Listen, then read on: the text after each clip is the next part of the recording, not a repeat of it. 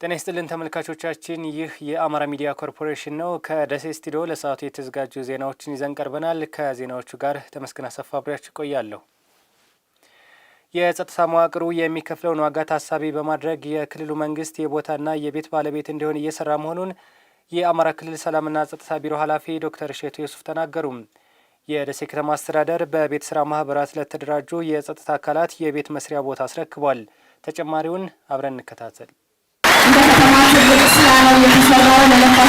በከተሞች እየጨመረ የመጣው የቤት ኪራይ ዋጋ የበርካታ ዜጎችን ኑሮ አስቸጋሪና ፈታኝ እያደረገው ይገኛል። ይህንን ችግር ለመቅረፍም የተለያዩ የመፍትሄ እርምጃዎች በመወሰድ ላይ ናቸው።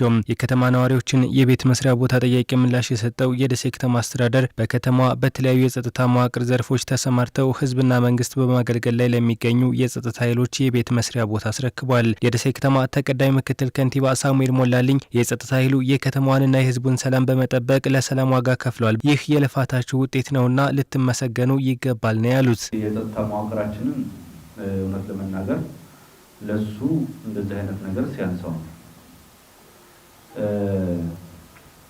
ይህን የምልበት በአማራ መቃብር ላይ የወያኔን ጎጆ የመስራት ስትራቴጂ ተነድፎ በዚህ ክፉ ቀን አማራን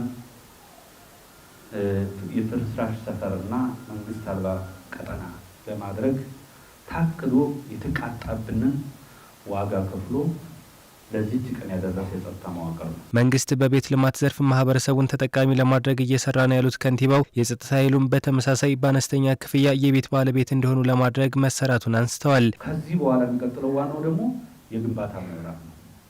ይህን የግንባታ ምዕራፍ ባላችሁ አማራጭ ሁሉ እንዲገቡ መንግስት ደግሞ ባለው ስትራቴጂ ሁሉ በመሰረተ ልማት አቅርቦት በእነዚህ አሁን እናግዛችኋለን። እናንተም ፈጥናችሁ ወደ ግንባታ መግባት አለባችሁ። የአማራ ክልል ሰላምና ጸጥታ ቢሮ ኃላፊ ዶክተር እሸቱ ዩሱፍ የጸጥታ መዋቅሩ የሚከፍለውን ዋጋ ታሳቢ በማድረግ የክልሉ መንግስት መመሪያ በማውጣት የቦታና የቤት ባለቤት እንዲሆኑ እየሰራ መሆኑን ጠቅሰዋል። በጸጥታ ስራ ላይ ለተሰማራ ዋጋ እየከፈለ ላለ አገረ መንግስት እየገነባ ላለ መዋቅር ህይወቱን ለሚከፍል ላሙን ለሚያንጠፈጥፍ ኃይል በሙሉ የሚጠለልበት ቤት ሊኖረው ይገባል ብሎ ደንብ ካወጣ በኋላ ወደ ታች አወርደዋል። አንዳንድ አካባቢዎች እየተገበሩት ነው።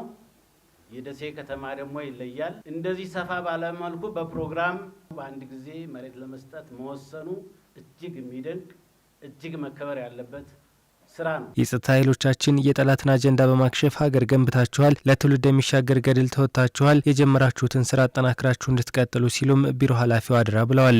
ህይወታችሁን ከፍላችኋል። የጽንፈኛ ቡድን በዚህ አካባቢ እንዳይመጣ አድርጋችኋል፣ ተከላክላችኋል፣ አገር አቁማችኋል፣ አገር ገንብታችኋል፣ አሸጋግራችኋል። ለትውልድ የሚተርፍ ከተማ እየሰራችሁ ነው። በላብና በድካማችሁ አገረ መንግስት ያቆማችሁ ታሪካዊ ሰዎች በመሆናችሁ እጅግ በጣም እንኮራባችኋለን። ከዚህም በኋላ ባለው የክልሉ መንግስት ከጎናችሁ ነው። የሚቸግራችሁን ያግዛል፣ ይደግፋል። የአማራ ክልል ፖሊስ ጠቅላይ መምሪያ አዛዥ ኮሚሽነር ጀነራል ዶክተር ዘላለም መንግስቴ በበኩላቸው የክልላችን የጸጥታ ኃይል ሀገርን ከመፍረስ የታደገ ባለውለታ መሆኑን አንስተው ለአባላቱ ክልሉ በቀጣይም አስፈላጊውን እገዛ ያደርጋል ብለዋል። ከግራም ከቀኝም ከውስጥም ከውጭም የተነሳውን ኃይል ይህ ኃይል ከሌላው ከሀገር ጀግናው ሀገር መከላከያ ሰራዊት ጎን በመሆን ዋጋ እየከፈለ ሰላም እንዲደር አድርጓል። ይህን እያደረገም ይቀጥላል። የክልሉ መንግስትም የአማራ ክልል ፖሊስም የአማራ ክልል ሰላምና ጸጥታም ሚሊሻም ሁሉም አካላት ለዚህ ድጋፍ ያደርጋሉ።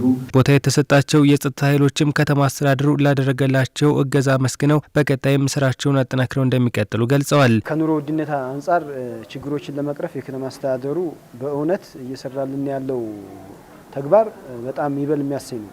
አሁንም ቢሆን መስዋዕት ለመክፈል የጸጥታ ኃይላችን በጥሩ አቋም ላይ መሆኑን እገልጻለሁ። አብዛኛው ቤት የሌለው ተከራይቶ የሚኖር የሚያገለግል ነው።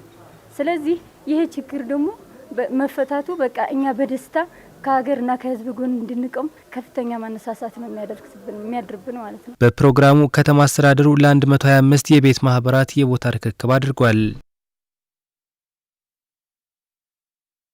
የደሴ ከተማ አስተዳደር በመኖሪያ ቤት ህብረት ስራ ማህበራት ለተደራጁ 96 ማህበራት የቤት መስሪያ ቦታ አስረከበ።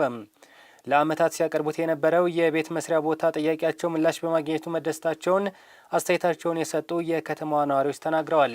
መስዑድ ጀማል ተጨማሪ ዘገባ አለው።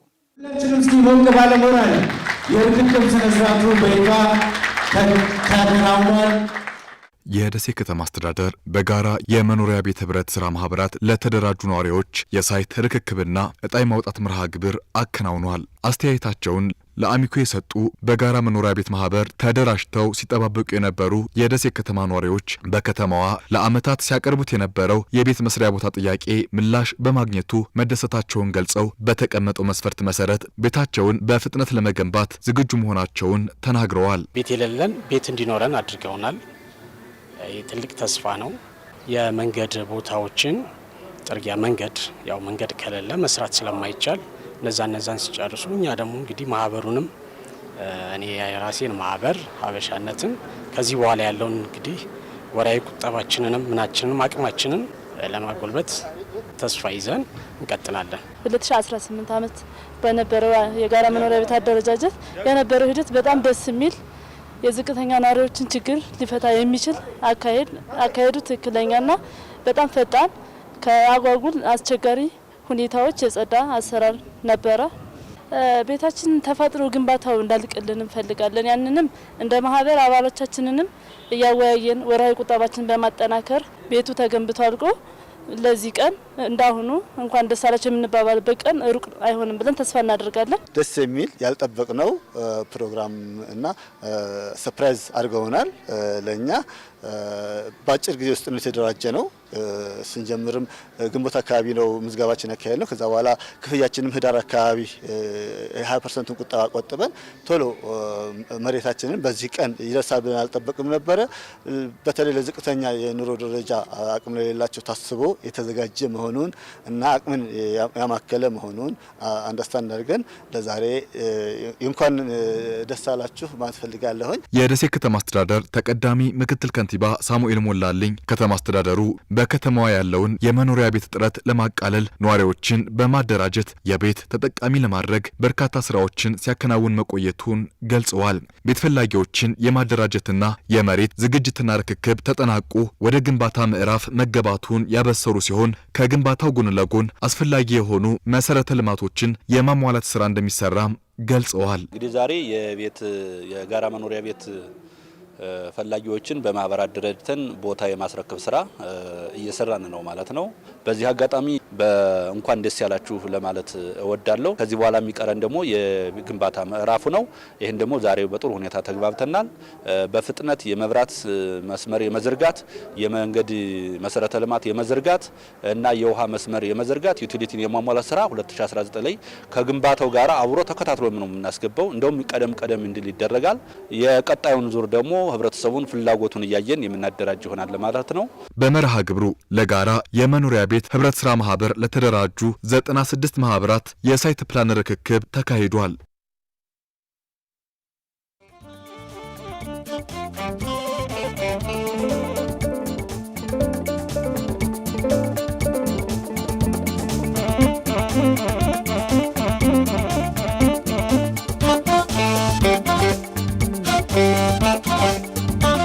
Thank you.